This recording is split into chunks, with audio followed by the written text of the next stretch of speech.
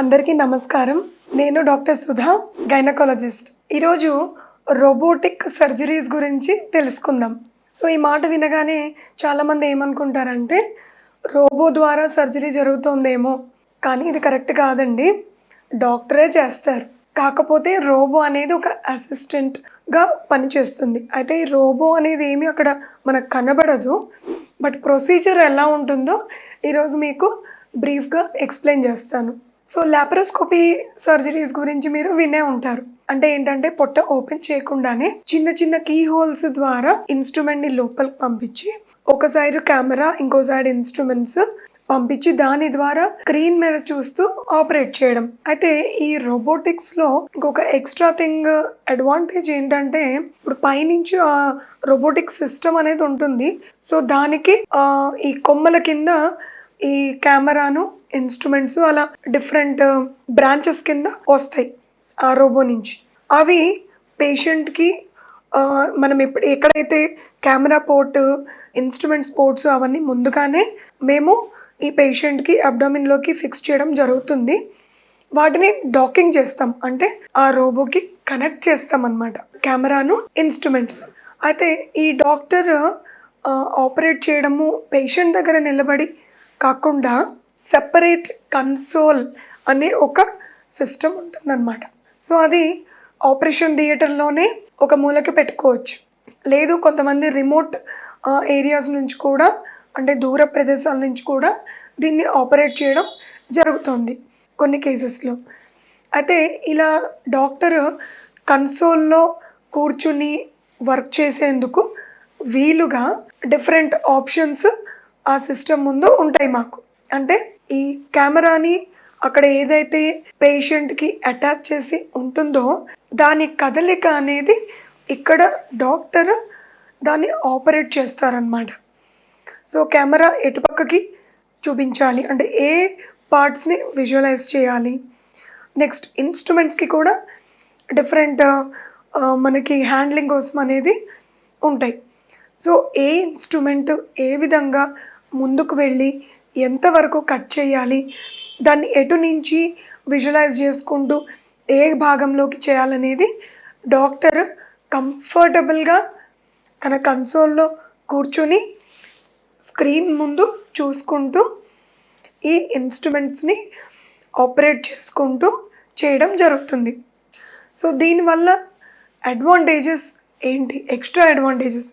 So laparoscopy కూడా ఉంది కదండి, అందులో కూడా కెమెరాను స్క్రీన్ ద్వారానే చేస్తాం.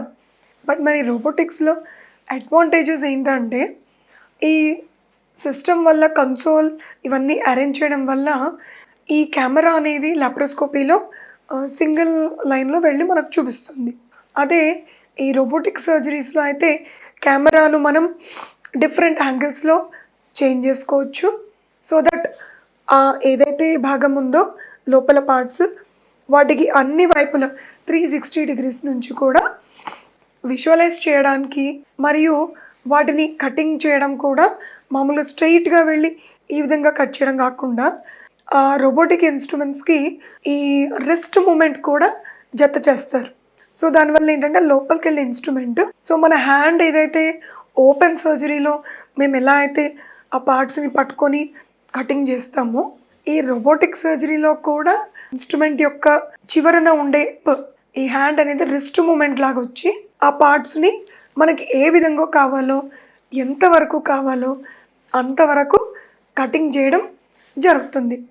సో దీనివల్ల చివరగా పేషెంట్కి అడ్వాంటేజ్ ఏంటంటే ఎంతో కాంప్లికేటెడ్ కేసెస్ కూడా ఎంతవరకు కటింగ్ చేయాలి, ఎంతవరకు ఎక్స్టెండ్ చేయాలి, అండ్ ఒక్కొక్కసారి బాగా అడ్హెషన్స్ అంటే అతుక్కొని పోయి ఉండి ఒక్కోసారి వాటి వెనకాల ఏ భాగం ఉందో పొరపాటున అవి ఇంజురీ అవ్వకుండా జాగ్రత్తగా ప్రిసైజ్ డిసెక్షన్ చేయడానికి ఈ రోబోటిక్ సర్జరీలో చాలా హెల్ప్ఫుల్గా ఉంటుంది.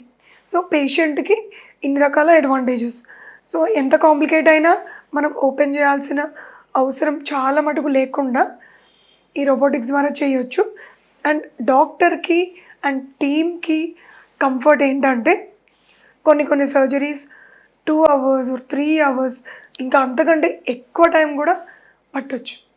సో ఇటువంటప్పుడు మాన్యువల్గా ఫెటిగ్ రాకుండా అంటే అలసిపోవడం అది జరగకుండా డాక్టర్ కంఫర్టబుల్గా ఆ కన్సోల్లో కూర్చుని వర్క్ చేయడం అండ్ ఎక్కువ మంది అసిస్టెంట్స్ కూడా అక్కడ పేషెంట్ చుట్టూ నిలబడి అసిస్టెంట్స్ కూడా అవసరం లేకుండా డాక్టరే ఇక్కడి నుంచి అంటే కెమెరా చూపించే అసిస్టెంట్ ఇన్స్ట్రుమెంట్స్ని సెట్ చేసే అసిస్టెంట్ వీళ్ళ అవసరం లేకుండా తక్కువ మంది అసిస్టెంట్స్ తోటి డాక్టర్ తనకు కావాల్సిన విధంగా ఈ ఇన్స్ట్రుమెంట్స్ని కెమెరాని మూవ్ చేసుకుంటూ చేయడానికి చాలా వీలుగా ఉంటుంది.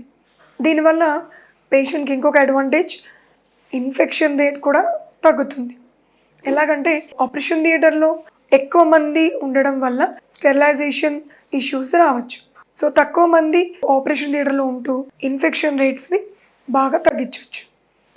అండ్ ఈ రోబోటిక్ సర్జరీస్ అయిన తర్వాత పేషెంట్స్ని ఫాలో చేస్తే వాళ్ళ పెయిన్ స్కోర్ అనేది తక్కువగా ఉంది.